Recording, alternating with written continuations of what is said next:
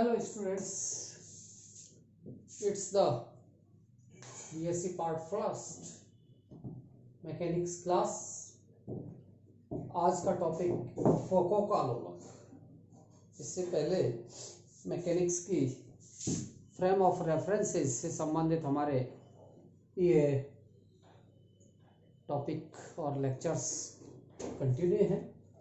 पहली यूनिट जो कोटा यूनिवर्सिटी की यूनिट है फिजिक्स की, उसका ये अंतिम टॉपिक है फोको का लोलक।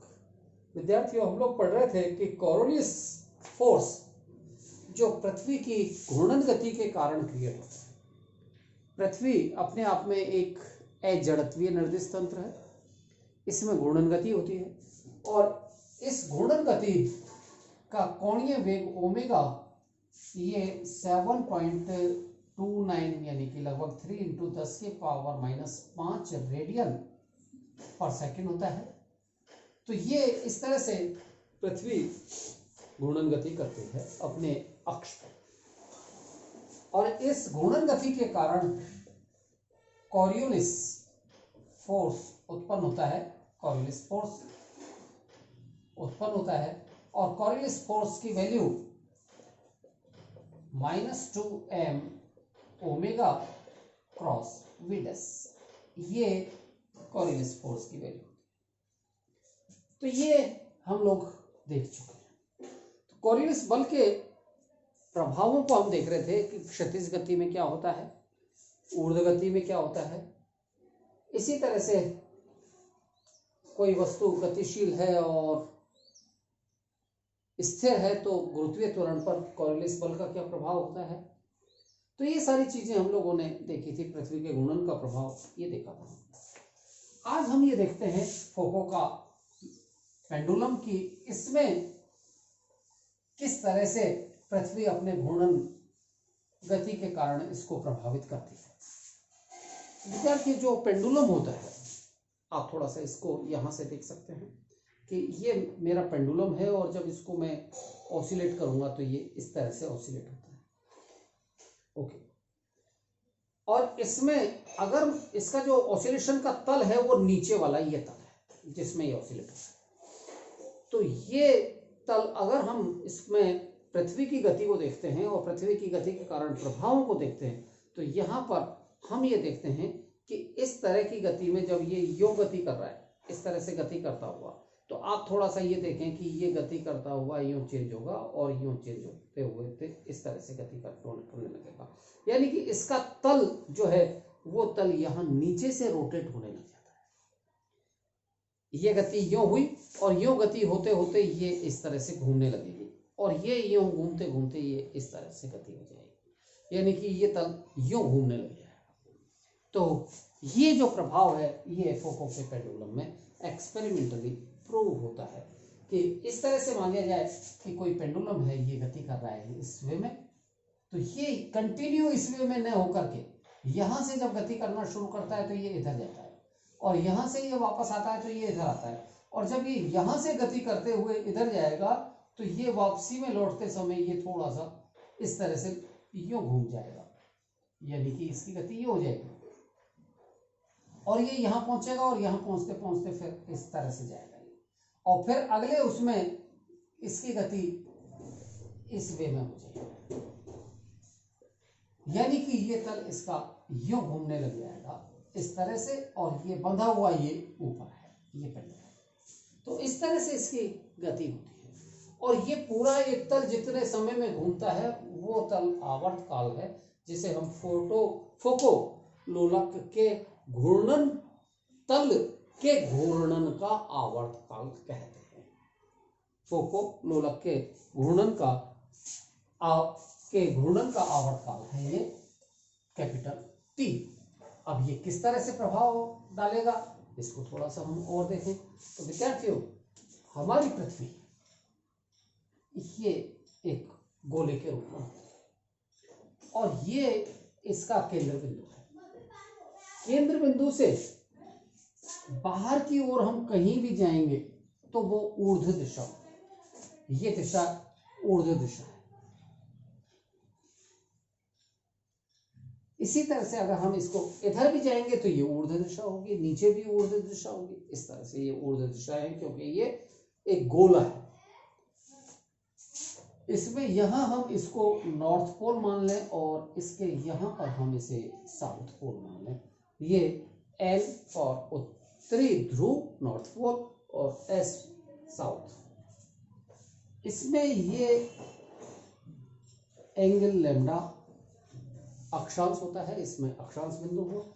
इसका अर्थ है कि हम हमारे एक्सपेरिमेंट को पृथ्वी के इस तल पर कर रहे हैं जो बिंदु P पर, और यहां पर हम मान लेते हैं कि एक L लंबाई का पेंडुलम है और ये L लंबाई का पेंडुलम यहां पर इस तरह से दोलन कर रहा है।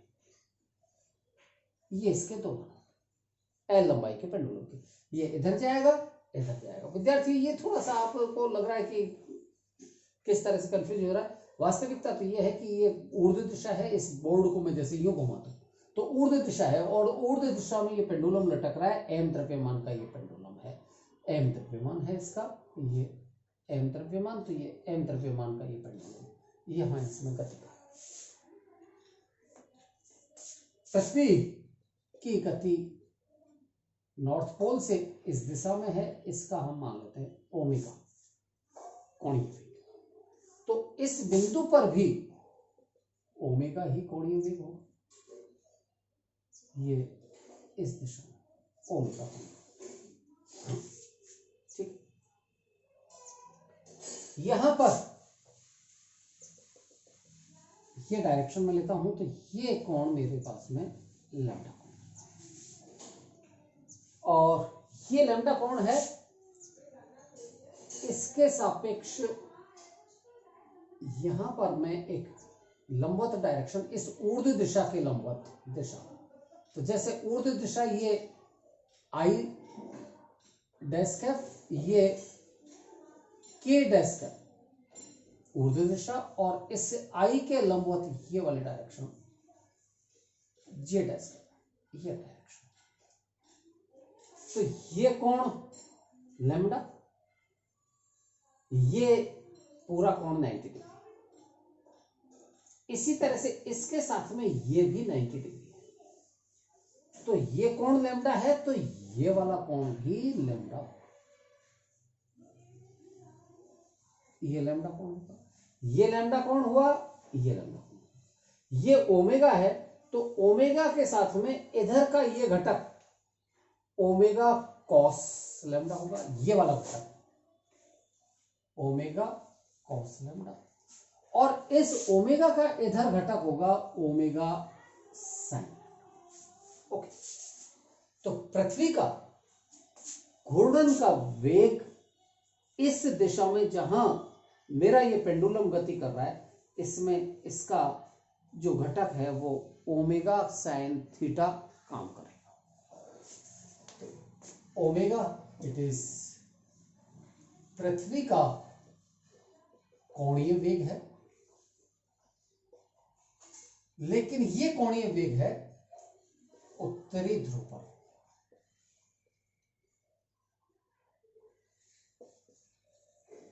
ध्रुव पर, नॉर्थ पोल, और P बिंदु पर, P बिंदु पर पृथ्वी के कोणीय वेग का घटक ये होगा ओमेगा साइन लैम्डा, जिसके लिए हमारा जो है फोको पेंडुलम गति करता है।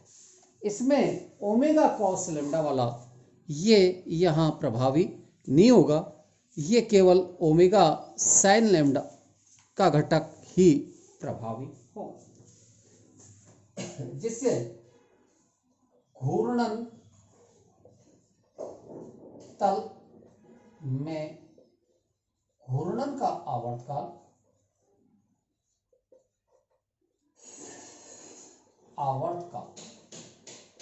Capital T is equal to it will be 2 pi upon omega, omega के स्थान पर आएगा omega sine lambda. It is equation. तो विद्यार्थियों यहां ओमेगा के स्थान पर हमें लेना होगा ओमेगा साइन लैम्डा। अगर मैं इस एक्सपेरिमेंट को उत्तरी ध्रुव पर ले जाके करता हूं तो यहां ओमेगा की वैल्यू ओमेगा है, तब 2 pi upon lambda 2 pi upon omega हो जाएगा। तो यहां ये आएगा ओमेगा साइन लैम्डा, इसलिए इसका मान होगा omega sine lambda. Okay, so here omega पृथ्वी का कोणीय वेग,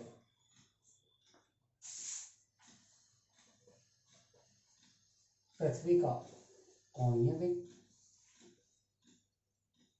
और इसकी वैल्यू होती है 2 पाई अपॉन टी, यानी कि 2 पाई अपॉन 24 घंटे। 24 घंटे में पृथ्वी एक पूरा चक्कर लगा लेती है घूमने में।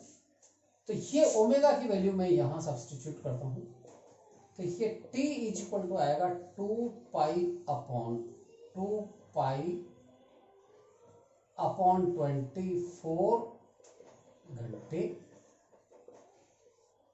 Into sine. तो यहां से 2 पाई से 2 पाई कैंसिल हो गया, 24 आवर्स ऊपर पहुंच जाएंगे, means t is equal to होगा 24 अपॉन साइन लैम्डा इन ये घंटे में इसकी वैल्यू, यानी कि लैम्डा अक्षांश पर ध्रुवण तल में घूर्णन का आवर्त काल 24 अपॉन साइन लैम्डा इतने आवर्स होंगे। ये फोकोलोलक का घूर्णन का आवर्त काल होता है। विद्यार्थियों, फोकोलोलक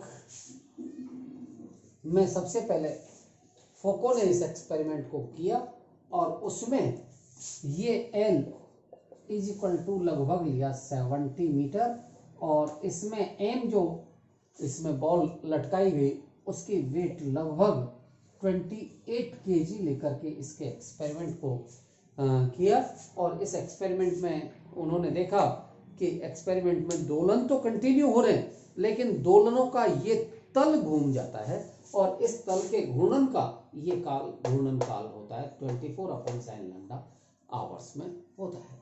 तो यहाँ विद्यार्थियों ये वैल्यू लैम्डा अक्षांश को निरूपित करती है, और इस अक्षांश की वैल्यू अगर मैं ये कहूं कि हम भूमध्य रेखा पर इस एक्सपेरिमेंट को, तो एट इक्वेटर, पहली चीज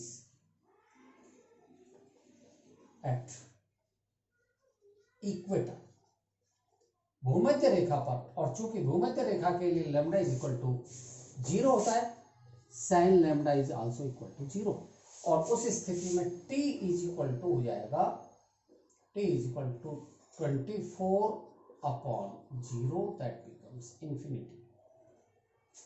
यानी कि भूमध्य रेखा पर यदि ऑसिलेशन संपन्न करवाए जाए तो किसी भी प्रकार से कोई प्रभाव नहीं पड़ेगा और ये दोलन होते रहेंगे। लेकिन एट पोल्स दूसरी चीज देखें अपन, पोल्स ध्रुवों पर, तो ध्रुवों पर लैम्डा इज इक्वल टू होता है 90 डिग्री, इसलिए sine lambda is equal to 1, और उस स्थिति में t is equal to 24 upon 1 that becomes 24 hours. यानी कि अगर हम उत्तरी ध्रुव पर फोकोलोलक का एक्सपेरिमेंट करते हैं तो वहां पर फोकोलोलक में दोलन, नीचे उसका दोलन तल, उसमें घूर्णन होगा, और दोलन तल के घूर्णन में 24 घंटे का समय लगेगा। यानी कि जैसे जैसे पृथ्वी घूमती है उसके साथ साथ ही दोलन तल भी घूमता चला जाएगा। विद्यार्थी इसको यूं समझ सकते हैं कि जैसे मान लिया जाए कि इस एक्सपेरिमेंट को किया जाता है बिल्कुल नॉर्थ पोल पर, और नॉर्थ पोल पर हम ये देखें कि एक साइड में सामने की ओर एक पेड़ है, कोई एक अपन पेड़ मान लें या कोई एक पोल उसमें लगा दें, और उस पोल के सापेक्ष ऊपर से एक लटकाएं अपन अलग से पेंडुलम, और उस पेंडुलम को पोल के साइड में ले जाकर के छोड़ दें, तो पोल से इधर उसमें कंटिन्यू ऑसिलेशन होते रहेंगे। 24 घंटे तक हम देखते हैं वो पोल की साइड में जाते हुए नजर आएंगे, पोल की साइड में ही होते रहे। हमें लगेगा कि ना तो कहीं पोल जा रहा है ना कहीं, और ऑसिलेशन एक जैसे हो रहे हैं, लेकिन चूंकि पोल भी 24 घंटे में घूम गया तो वो दोलन तल भी 24 घंटे में घूम जाता है। इसलिए ध्रुवों पर 24 घंटे में घूर्णन का ये तल है, ये तल भी घूम जाएगा। इसको हम ये देखते हैं कि उत्तरी ध्रुव पर जाएंगे तो ये उत्तरी ध्रुव पर दक्षिणावर्ती यानी कि क्लॉकवाइज डायरेक्शन में घूमता है, जबकि दक्षिणी ध्रुव पर ये एंटी क्लॉकवाइज यानी कि वामावर्ती दिशा में इसका रोटेशन होता है। मींस इन एट नॉर्थ पोल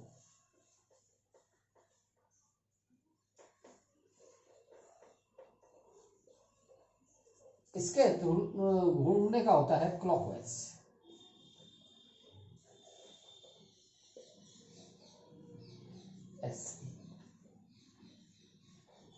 और साउथ पोल पर एंटी क्लॉकवाइज।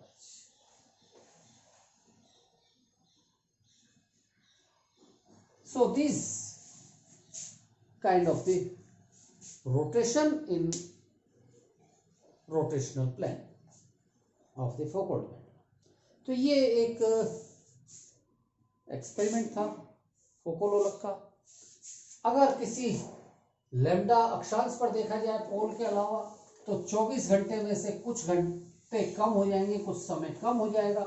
कितना समय कम होगा तो ये वैल्यू भी हम कैलकुलेशन कर सकते हैं, और इसकी वैल्यू आएगी that is t is equal to 2 pi under the root L upon G होता है, लेकिन कम कितना होगा तो ये हो जाए L upon G plus omega square R into sine square. तो ये इतने समय कम हो जाएगा, जबकि 24 घंटे में से पोल पर 24 घंटे होता है और किसी लैम्डा अक्षांश पर इसकी वैल्यू 24 घंटे से कम होगी, और वो इस एक्सपेरिमेंट इस फॉर्मूले के अनुसार होगी, जहां r पृथ्वी की त्रिज्या है, ओमेगा और ये सारी चीजें एज इट इज। तो धन्यवाद विद्यार्थियों। ओके।